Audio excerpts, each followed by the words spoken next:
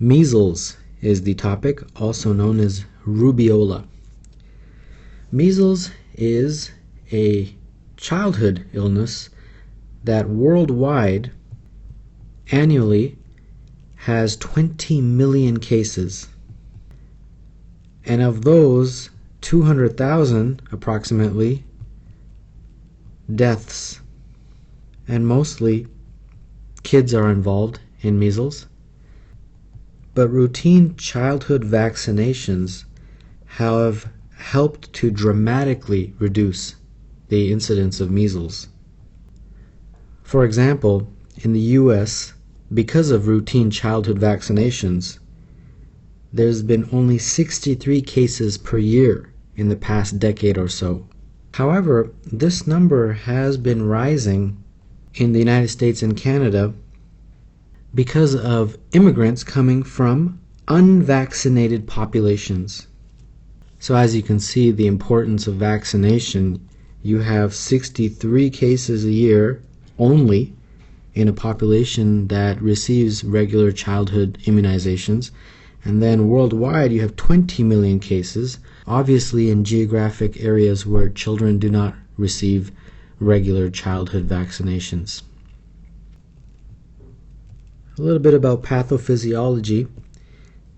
The virus that's involved in measles is called paramyxovirus, and it is highly contagious. Measles is spread mostly by secretions from the nose, throat, and mouth. And when somebody coughs, these respiratory droplets are discharged into the air. In terms of symptoms, symptoms of measles include fever and what they call the 3 C's: cough, conjunctivitis, and coryza, which means runny nose. So you have the 3 C's in there. Fortunately, there are some things that are very specific to measles, since these are very non-specific symptoms. The first is something known as Koplik spots. And Koplik spots are small spots that resemble grains of white sand, and they're found in the mouth, on the oral mucosa,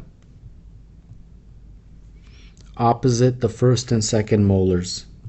And I have a couple pictures of Koplik spots I'll show you. So here's the first one. They're very small, but I hope you can see where those arrows are pointing to. You can see those small, tiny, white spots. And here's another one that points to a picture of a Koplik spot on a person's oral mucosa. The next thing that is also, fortunately, specific to measles is the rash. Now the rash by itself, the way it looks, is not that specific. It's just a maculopapular rash. But the way it spreads is a little bit of a diagnostic clue. It spreads in a way known as cephalocaudally. It starts at the head, cephalo, and spreads down to the body. So it would begin on the face and behind the ears, and then this rash would spread downward toward the trunk and extremities. So the distribution and the way it spreads is important, and I'll show you a few pictures. So here's the rash, the way it looks. Here's another picture of a person with measles. And this is a picture that shows the distribution. As you can see, initially starts in the face, behind the ears, and then later spreads downward, eventually going all the way down to the lower extremities. Complications. Unfortunately, measles can progress to rather serious complications such as pneumonia, SSPE, which is an abbreviation for subacute sclerosing panencephalitis, and otitis media. Among all the complications, otitis media is by far the most common. Diagnosis. Measles is really a clinical diagnosis based on physical exam and symptomatology, but you can do blood tests, and those blood tests involve measuring the measles IgM antibody, and you can also detect the virus by doing a culture or PCR of either the throat swab or a culture of the nasopharyngeal swab. In terms of treatment, surprisingly, treatment is mostly supportive. Antivirals are actually not used, so you just treat the fever, hydration as necessary. However, giving the patient vitamin A has been shown to be beneficial, and the reason is because a lot of patients that have low levels of vitamin A will have a severe case of measles. And of course, because measles is highly contagious, limit the contacts that the patient has, in particular during those first 4 days after the rash begins, because that is the period when the patient is most contagious.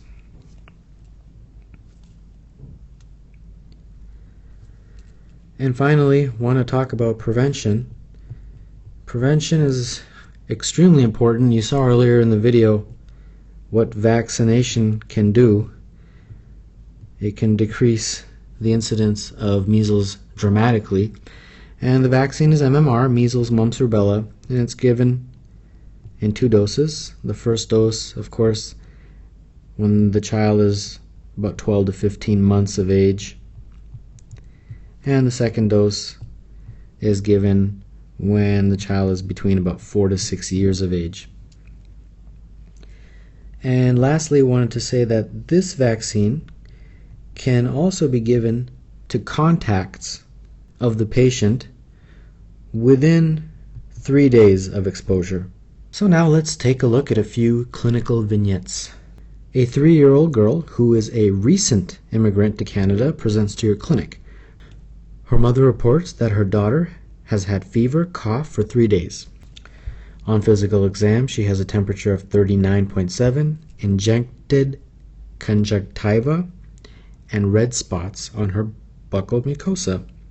She is normotensive and communicative. Which of the following agents is the cause of her disease? They describe the conjunctivitis, the cough, and they talk about what are Koplik spots, and also the fact that she's recently arrived, perhaps from an area of the world that routine vaccinations are not done, and the virus involved is paramyxo. The only thing that was a little strange was the fact that they called it red, but if you go back and take a look at those Koplik spots, you do see that sometimes they are surrounded by a little bit of a red border. This one kind of shows that a little bit more, so perhaps that's what they're referring to. This child's disease may be associated with a deficiency of, where earlier we talked about how patients who have vitamin A deficiency are associated with a severe case of measles. So the answer is choice A. Which of the following treatments do you recommend? Interestingly, measles is actually treated with supportive care. It's not treated with antibiotics or antivirals. So the answer to this question is E, observation. Although it is prevented with routine vaccination. I just wanted to mention a little bit about choice B. Immunoglobulin can be given prophylactically to patients who are at high risk. Next question. A 5-year-old child who has not had routine pediatric care develops a febrile disease with cough and a blotchy rash and is brought to the emergency room. On physical exam, there is a cervical and axillary lymphadenopathy. Also noted is an erythematous maculopapular rash behind the ears and along the hairline involving the neck and to a lesser extent the trunk. Exam of this patient's oropharynx would likely reveal which of the following lesions. Again, a lot of childhood disorders have a lot in common, so it's very difficult, but this one is describing measles, and what they're saying is if you look in the child's mouth, what would you see? And a pathognomic sign of measles is those Koplik spots, and those are best described by choice E.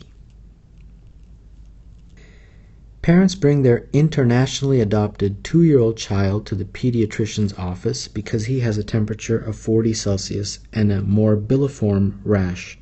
The parents state that the patient has been in Canada for only 5 days and was scheduled for a well-child visit at the end of the week.